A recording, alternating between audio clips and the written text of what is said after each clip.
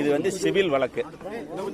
Civil வழக்கு 3 மாசத்துக்கு முன்ன நடந்ததாக சொல்லி ஒரு எஃப்ஐஆரை போட்டு, அது ஒரு எஃப்ஐஆர்ல 2 எஃப்ஐஆர் போட்டு இதை கிரிமினல் கேஸ் ஆக்கி உள்ள வைக்கணுங்கிறது ஒரு அரசியல் பழிவாங்கும் எண்ணத்தோட நடந்த கேஸ் இது.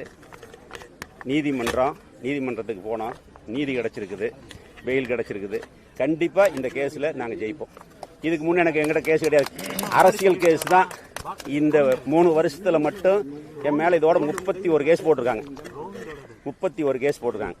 அதனால இந்த கேஸெல்லாம் பத்தி நாங்க பயப்படுறதில்ல.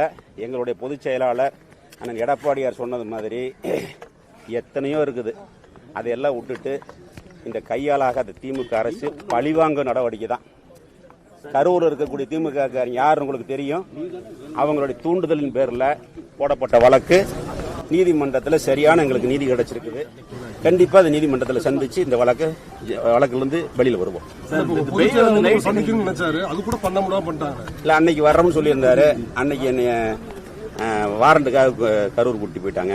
இப்ப வந்து இது நடந்துகிட்டு இருக்குது, நம்ம பார்லிமெண்ட் தொகுதி சம்பந்தமான ஆலோசனை கூட்டம் நடந்துகிட்டு இருக்குது. அன்னைக்கு என்ன இவங்கெல்லாம் வந்தாங்க, தங்கமணி என்ன, சிபி சண்முகம், ஒரு பரஞ்சோதி, இவங்கெல்லாம் வெளியில் இருந்தாங்க, உள்ள வர முடியல. கட்சியில எனக்கு ஆதரவு கொடுத்த நிர்வாகிகளுக்கும் மற்றும் குறிப்பா வழக்கறிஞர்களுக்கும் என் சார்பா மனமார்ந்த நன்றி. அதனால இதை கண்டுலாம் நாங்கள் பயப்பட மாட்டோம். இதை வச்சு மிரட்டி கட்சிக்காரங்களை பயமுறுத்தலாம்னு நினைக்கிறதெல்லாம் நடக்காது.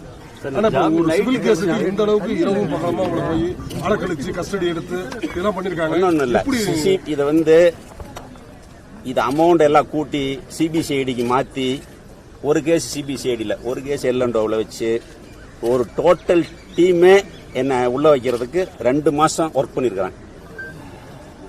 அதுதான் உங்களுக்கு தெரியல. அதெல்லாம் எதுவுமே இல்லை, அதெல்லாம் எதுவுமே கிடையாது. அதெல்லாம் குறை சொல்றதுல ஒன்றும் இல்லை. நீதிமன்றத்தில் நியாயம் கிடைச்சிருக்கு. இந்த வழக்கு இருக்கட்டும், உங்களோட அடுத்த கட்ட அரசியல் நகர்வு எப்படி இருக்கும்?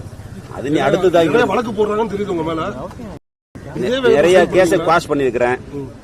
அவங்களே போட முடியாம எம்எஃப் பண்ணிருக்காங்க. இன்னும் கொஞ்சம் கேஸ் இருக்குது. எல்லாமே இந்த கேஸ் தான், கட்சி கேஸ் தான், வேற ஒன்றும் கிடையாது. நீ அடுத்தது சட்டமன்ற தேர்தல் சம்பந்தமான வேலைகள். இந்த கேஸ்ல என்ன மட்டும் இல்லை, கட்சிக்காரங்களை, என் ஆபீஸ்ல வேலை செய்யறவங்க, கூட பழகுறவங்க எல்லாத்தையும் டிஸ்டர்ப் பண்ணிட்டாங்க. இதுக்கு மேல ஒன்றும் இல்லை. நாங்கள் நிறைய பார்த்துட்டோம். இது ஒன்றும் எங்களுக்கு புதுசுலாம் இல்லை. ஆனா ஓராண்டுகளுக்கு மேல இன்னமும் வந்து செந்தில் பாலாஜி வெளில வர முடியல. அதற்காக உங்களை வந்து இந்த மாதிரி பலமா இருக்கீங்க. இல்ல, அதை பத்தி நான் கருத்து சொல்ல விரும்பல. அதை பத்தி கருத்து சொல்ல விரும்பல.